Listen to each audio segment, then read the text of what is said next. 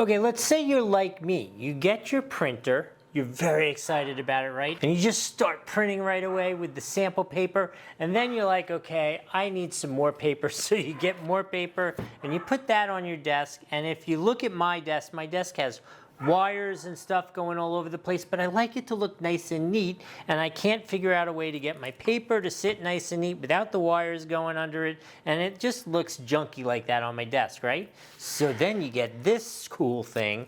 This is from BPXX, and it's really just designed for your thermal printer. So you put your paper in here, you feed this over this bar into your printer, and voila! There's plenty of room for the wire underneath it. It sits perfectly flat. It looks clean and elegant. It doesn't look like a disaster on your desk. And it now feeds super perfectly every single time you want to use it.